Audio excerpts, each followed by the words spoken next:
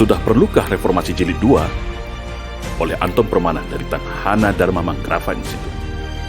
Menurut saya, permasalahan Indonesia hari ini bukan lagi pada siapa presiden, siapa oposisi, bahkan ancaman COVID-19 lagi.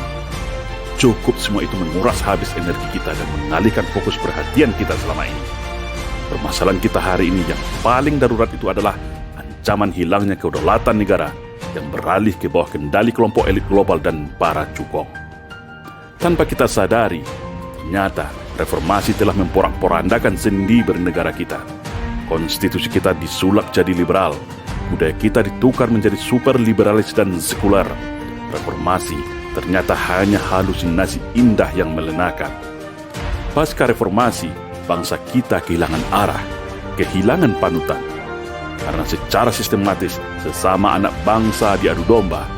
Anak-anak PKI dihidupkan kembali dan dijadikan sebagai ujung tombak pendobrak runtuhnya Orde Baru hingga sekarang. Kelompok fundamentalis direkrut untuk dijadikan bomber agenda Islamofobia. Kelompok liberal diberikan panggung untuk merontokkan jati diri bangsa melalui film, sinetron, infotainment, dan berbagai event hedonis yang jauh dari nilai luhur Nusantara dengan topeng modernisasi. Di mana semua itu sebagai strategi melemahkan karakter anak bangsa supaya labil dan murah dicucuk hidungnya. Cukuplah semua sampai di sini. Mari kita tepuk jidat kepala kita masing-masing. Ini semua hanyalah permainan elit global semata, ibarat orkestra indah yang melenakan kita. Padahal semuanya adalah cara halus mereka merampok negara kita, menghisap kekayaan negara kita, dan menguasai semua lini kehidupan kita. Hari ini, secara ekonomi, hutang negara kita tinggi menggunung dan terancam gagal bayar. Aset vital negara tergadai, BUMN strategis tergadai, infrastruktur utama dan fasilitas yang mengurusi hajat hidup orang banyak terancam diambil alih asing dan asing. Semua potensi sumber daya negara ini seakan sengaja dikuras sehabis-habisnya hingga kering kerontang alias bangkrut. Produk impor merajalela dan menghabisi produk lokal anak bangsa. Bahkan, kebutuhan sandang pangan, garam dan sayur mayur pun negara ini bergantung pada impor. Sangat parah dan memilukan bagi negara agraris dan maritim terluas lautnya di dunia ini. Sumber kekayaan alam hampir semuanya dikuasai asing. Miliaran dolar mengalir ke luar negeri setiap tahun. Negara hanya dapat sisa rimah-rimahnya saja. Negara tak ada kemandirian dan kedaulatan lagi. Korupsi semakin sistematis. Kasus besar seperti Jiwasraya, Bumi Putra, ruang guru online yang triliunan rupiah menguap dan tenggelam begitu saja. Pengangguran bertambah banyak. Masyarakat semakin miskin, semua harga melambung tinggi. Hingga BPJS pun dinaikkan tanpa peduli derita rakyat. Hebatnya, pemerintah seakan tutup mata dan pelanga-pelongo saja. Entah tidak peduli atau karena tidak berdaya, tak tahu kita. Inilah yang disebut penjajahan gaya baru alias neokolonialisasi.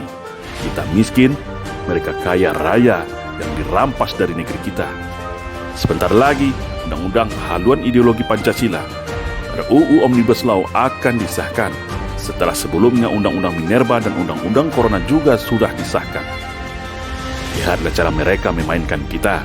Di saat semuanya lumpuh karena wabah, di saat itulah mereka mengambil kesempatan. Lengkap sudah negara hari ini cukup dikuasai 3 kelompok saja. Cukong, politisi, aparat dan pejabat. Keren bukan? Makanya saya bilang, ini bukan masalah biasa lagi. Bukan urusan cebong versus kampret lagi. Bukan urusan mudik pulang kampung atau Jainuddin Ngaciro lagi. Saat ini semua tentang nasib kita, nasib bangsa Indonesia yang telah salah arah, salah urus, dan menuju kehancuran disintegrasi bangsa. Puncaknya nanti adalah kita semua akan dipaksa dan digiring kepada satu titik yang bernama perang saudara. Caranya sangat mudah. Lukai dan sakiti sekelompok mayoritas agar reaktif dan radikal. Lindungi dan persenjatai kelompok minoritas dengan fasilitas kebal hukum, power kekuasaan dan senjata. Maka jadilah dua kubu ini seimbang dan sangat enak untuk dibentur-benturkan sampai semuanya hancur lebur. Ibarat politik belah bambu, satu diangkat, yang satu diinjak-injak. Setelah dua kubu ini kalah jadi arang dan hancur lebur, barulah mereka rebut kekuasaan secara penuh dari kita. Apakah kita rela? Apakah kita mau? Ayo, kumpul semuanya. Rakyat sudah gerah dan marah. Rakyat hanya butuh satu komando dari tokoh bangsa dan ulama. Kesulitan ekonomi dan kerusakan negara sudah di mana-mana. Mari rembuk nasional. Rakyat sudah sangat rindu melihat para tokoh bangsa berkumpul kembali bersama-sama tanpa ada lagi gap kubu-kubuan. Negara kita darurat. Negara kita diambang kehancuran. Cukup sudah kita diacak-acak dan diadu domba para naga-naga. Kita berdarah-darah, mereka tertawa gembira. Lalu solusinya apa? Kita mau bagaimana? Jawabannya adalah reformasi jilid 2 dengan cara yang konstitusional. Kembalikan konstitusi negara kita kembali kepada Undang-Undang Dasar 1945. Hentikan instrumen permainan kekuasaan oligarki yang semua dipegang oleh partai politik. Sedangkan partai politik dikendalikan istana. Sedangkan semua itu dikendalikan lagi oleh kekuatan elit global dan cukong di belakangnya. Ini berbahaya. Negara menjadi rusak dan hancur kalau terus dibiarkan. Karena negara ini ada atas mandat daerah dan raja-raja Nusantara dan perjuangan para syuhada. Bukan partai politik dan cukong. Kok hari ini mereka yang kuasai negara kita ya? Sebodoh itukah kita semua? Ingat, kekuatan utama rezim hari ini ada pada aparat keamanan yang bergeser menjadi alat kekuasaan, yang begitu setia menjadi tameng kekuasaan. Mereka yang seharusnya setia bersama rakyat, hari ini telah dibajak oleh kekuasaan. Tapi saya yakin, mayoritas aparat kita masih banyak yang merah putih dan setia pada Pancasila, bukan penguasa.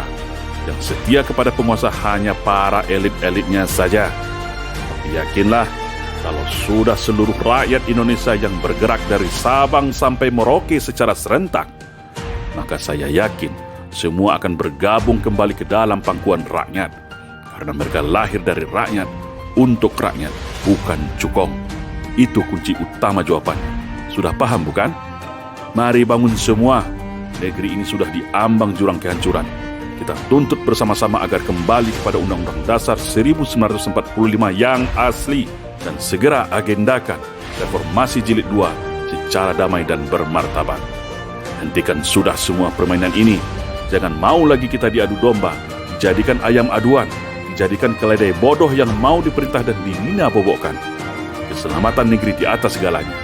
Sebelum kita semua menyesal di akhir yang tiada guna. Mari bangun, bergerak serentak, menyelamatkan Indonesia. Merdeka! Salam Indonesia Jaya! Salam Reformasi Jilid 2.